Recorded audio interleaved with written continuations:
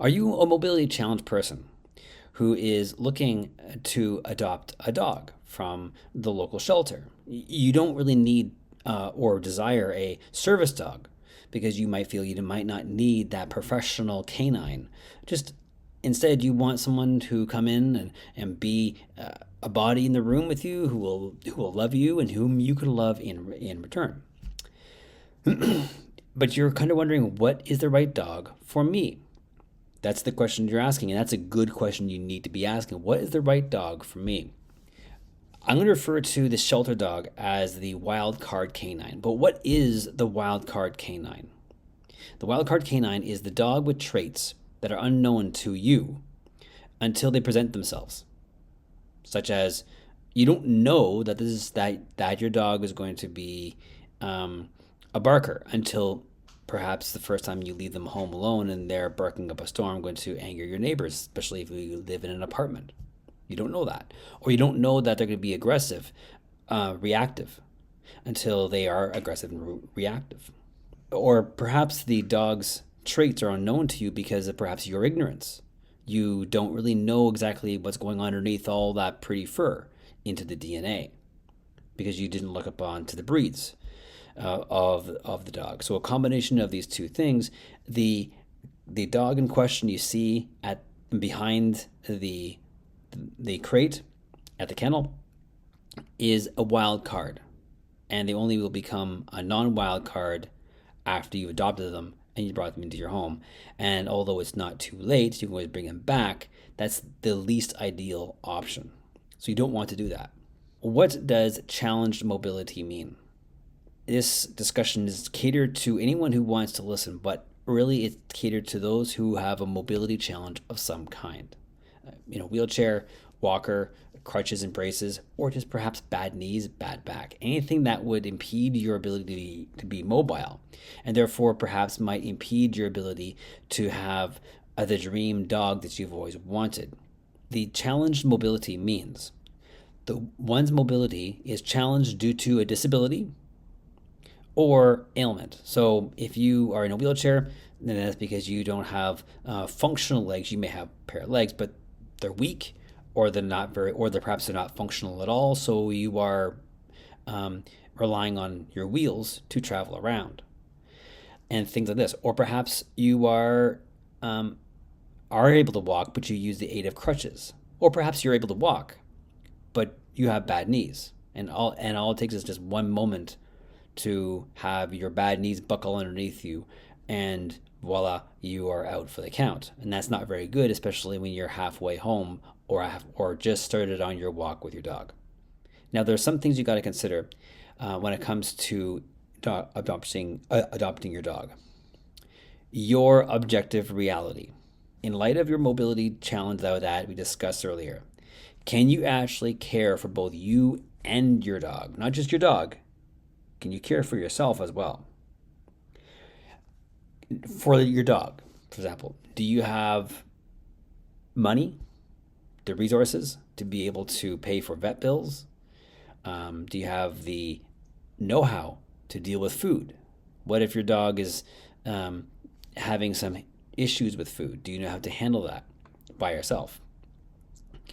Do you know the issues with, let's say, training? Let's say that you do find your dog does have some behavioral issues or some other issues. Can you train? Do you have the know-how? Do you have the money to pay for it? The education? Do you even know the information about the breed that you are going to get into, adopt? Things like this. Also, do you have the time and the investments to be able to invest into the life of this creature? Or is your lifestyle too busy to be able to literally look after a dog? To which then maybe you should be asking yourself, the question is not which dog is right for me, but which creature is right for me? Every creature deserves to have their life being invested into. Not just dogs, cats, spiders, snakes, fish. So maybe you might want to ask that question if you conclude that your lifestyle and or your abilities just are so impeding that maybe a dog is not the right creature for you. But maybe you can invest and love other creatures because they are just as equal to their right to be loved. How about yourself? Why is it important that you can ask yourself the question, can you take care of yourself? Do you have the mobility to be able to take care of yourself? Mobility in this case is not just physical, but also financial, but also logistical. Why is that important? Is because the ability to look after yourself is first and foremost. You have to be healthy. You have to be able to be at the top of your game if you're going to look after your creature, no matter what creature it is, dog, cat, fish, spider, snake, you get the idea. You have to be at the top of your game. You have to look at yourself and take care of yourself first so that you are healthy enough to be able to, or healthy to be able to look after your creature. So that will also include giving yourself your own time. You need to be able to have some you time. Now, you may be looking at it and go, well, yes, I am able to pay for training. I'm able to pay for the vet bills and food. And I have the knowledge in many of these things as well. Not necessarily that I have to call the vet, but I have some knowledge. And I do have the lifestyle that allows me to pay, to invest into this life of this dog. That's not an issue. But let me ask this. Do you have the physical ability to look after this canine? Do you have the physical ability? This is where things like breed is very paramount, because if you have a large breed, you're looking at muscle, you're looking at temperament, no matter what breed. But do you have the physical and or mental ability to look after this canine in light of your mobility challenge? That's what you got to ask yourself. Do you have the mobility physically, mentally to look after the creature? If your answer is directly no, or that's a good question, I actually don't know. But let me encourage you that if your answer is any of these two ones, let me encourage you that the answer is actually yes. Why? You can lead these creatures with a mobility difficulty or a mobility disability, or somewhere in between. Why is that possible? Your dog's mobility may be superior to yours. They may have the muscle and the strength that you don't have. They have all four legs, which they know how to use. And if you're like me, a person in a wheelchair who has no functional legs, I don't need legs to bring my dog through life. I need leadership skills, because my dog's physical mobility against me, superiority over mine, will be subject to leadership. Therefore, you have to ask yourself the question, whose leadership am I going to allow to run the house? The answer is yours. Dogs want government, and they're going to make sure that someone is going to be the prime minister, if you will, or the president, or the alpha. We're not going to raise to that level. They will. They are going to lead, but they're going to lead not in accordance with the rules of your human kingdom. They're going to lead in accordance with the canine kingdom, not the human kingdom. But they're not living in the canine kingdom anymore. They're living in the human kingdom. Therefore, it falls on you, whether you or they like it or not, to lead this pack of 2 or pack of 4, whatever you have in your household. It's your job. So make sure that your leadership skills is what's running the show, not theirs. So how do you lead, though? You got to lead them through love them every day and always direct them. You need to have clear communication. Your dog needs to be able to know what is right, what is wrong, what's left, what's right, what's up, what's down. And you need to be able to be clear in your communication. You need to be giving them direction, and when they go off kilter, correction. They need to be able to know this.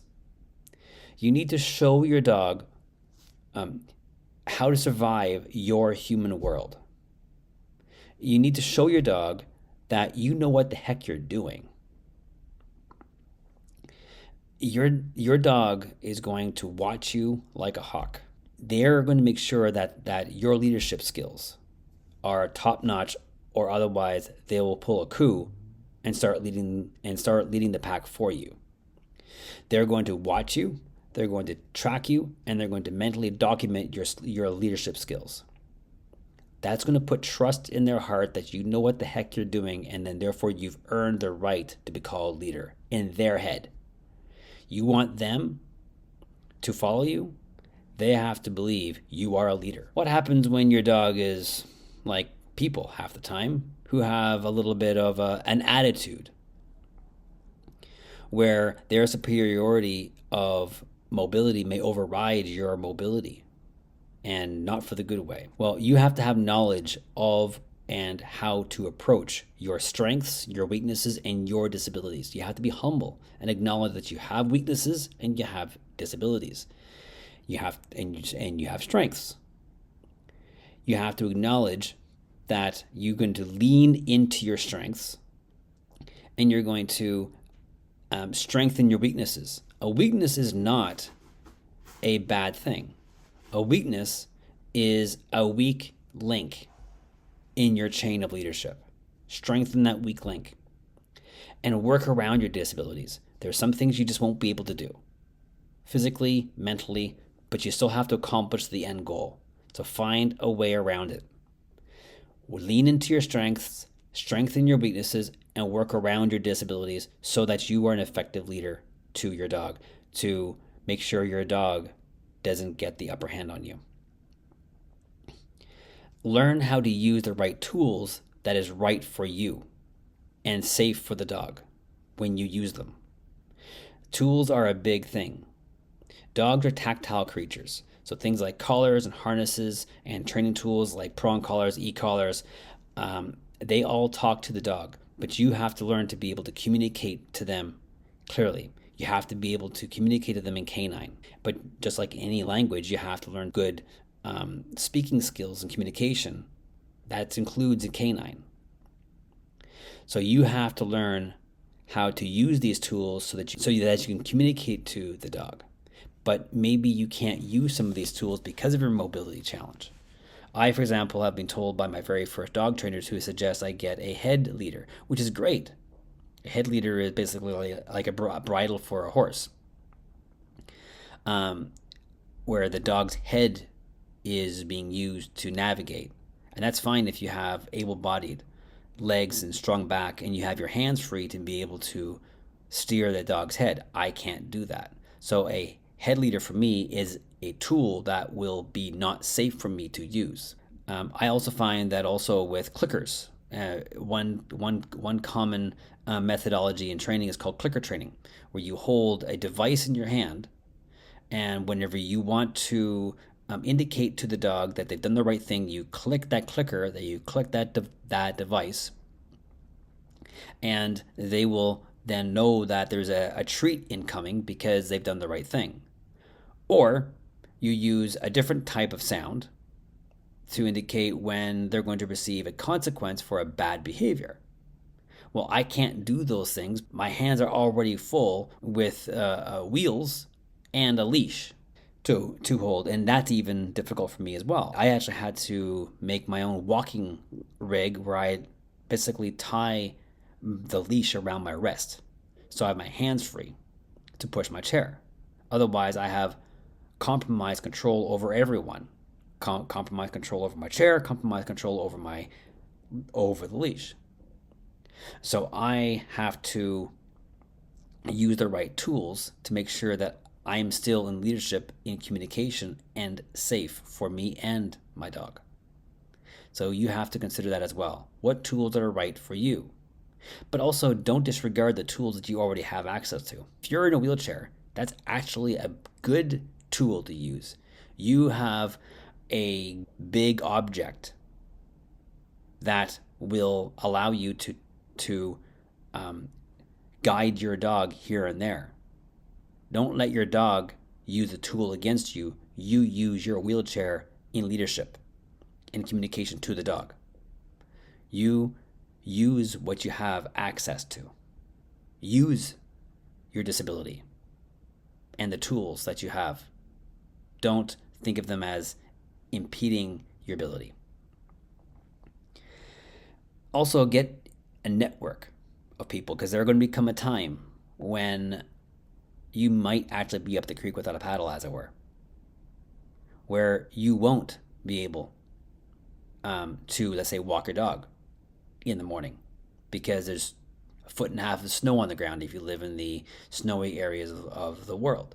Well, if you develop a network of people around you to whom you and your dog trusts, your dog has to trust the people that you are with, because if you're going to relinquish the leash to your neighbor to have them take your dog out for a spin, to go to the bathroom, your dog has to know that person, and that person has to know your dog.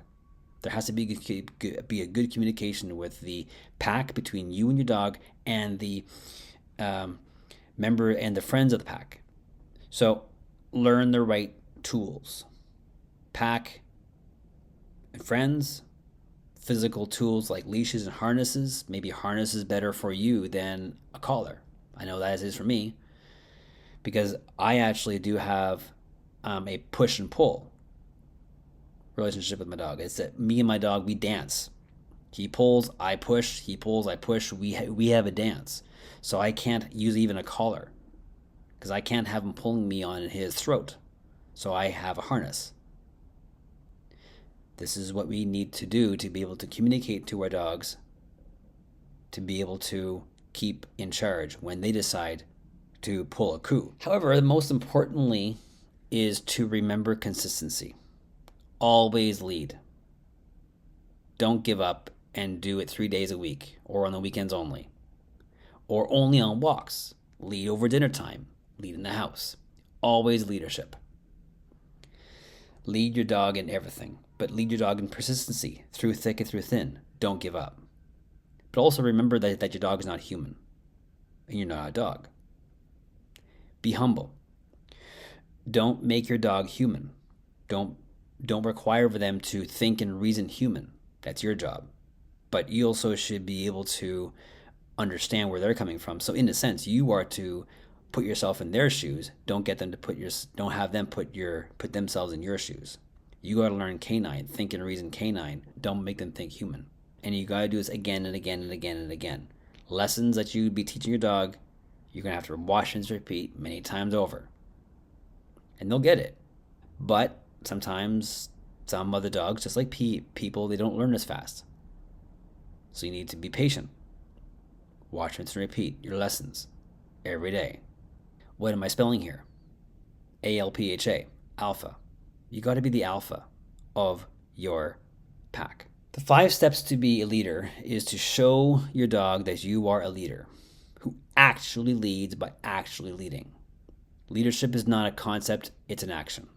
Love your dog. Lead others, your dog, for example, through true or verily leadership. True leadership, your dog with their needs. But you got to remember that you're not leading a dog. You're leading your dog with their needs. Make sure that you're leading them, not just a generic canine. Remember to alpha your dog. Always lead your dog with persistency and humility over and over. Learn to properly use your tools. The effective leader knows how to use the tools of the trade to be able to guide and communicate with their student, in this case, your dog. Learn to lead in light of your mobility challenge. Learn to lead in light of your strengths, your weaknesses, and your disabilities, because you are going to be a leader. And leadership moves, but you got to make sure it moves in light of reality. So what is the right dog for you? The right dog for you is the one that you can look after in light of reality. And also the dog that is within your willingness to work on yourself. You may be thinking, wow, this is too hard. Learning the right tools, learning to train, learning to be acknowledging that that the dog won't be human and learning how to navigate my disability, my strengths, my weaknesses, too difficult, you may be thinking. Well, then maybe if that's your answer, then maybe the dog is not the right creature for you.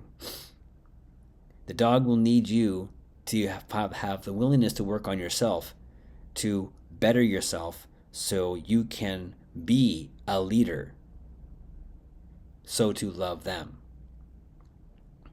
So the right dog for you is the one to whom you would be willing to work on yourself so that they will be loved.